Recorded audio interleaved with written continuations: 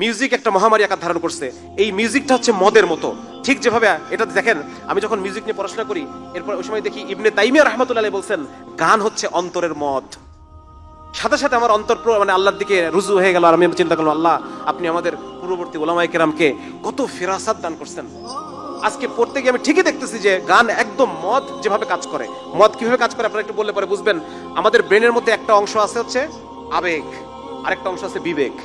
আবেগ এবং বিবেকের মধ্যে একটা কানেকশন আছে। বিবেক সবসময় আবেগকে একটা ডাউন করে রাখে, বুঝা গেল? আবেগের জায়গাটাকে একটা ইনহিবিশন করে রাখে, ডাউন করে রাখে, যাতে করে মানুষের আবেগটা উপরে না আসে। মানে আবেগের মাধ্যমে কাজ যেন আমরা না করি, আমরা যেন বিবেকের মাধ্যমে কাজ করি।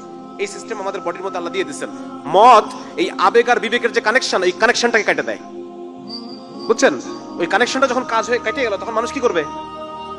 এলোমেলো কাজকর্ম করে, টলমাটাল করে চলাফেরা করে, কোনো কিছুর উপর কোনো কিছু কন্ট্রোল থাকে না। হ্যাঁ, এই জিনিসটা তখন ঘটে যায়। তো এখানে মদ, বিজ্ঞানীরা গবেষণা করে দেখছেন একইভাবে যে ব্যক্তি গান শুনে, ওই গান শোনা মানুষটারও আবেগ এবং বিবেকের মধ্যে কানেকশনটা সাময়িক সময়ের জন্য বন্ধ হয়ে যায়। গানের মধ্য দিয়ে যদি আপনি কোনো খারাপ বার্তা তাকে পৌঁছাতে চান, তাহলে পরে সে সেটাকে সহজে গ্রহণ করে নেবে, কোনো যাচাই বাছাই ছাড়া, প্রশ্ন করা ছাড়া। একটা সিনেমার মধ্যে প্রচুর মিউজিক থাকে। একটা সিনেমা যখন কেউ দেখতেছে, তখন ওই সিনেমার যে মূল বক্তব্য, হ্যাঁ, যে সমকামিতা, যারা সমকামী এরা আসলে এদের উপর অত্যাচার করো না, এরা মজলুম, তো এটা সে মনের অবচেতন মনেই সে এই মেসেজটাকে সে গ্রহণ করে নিবে।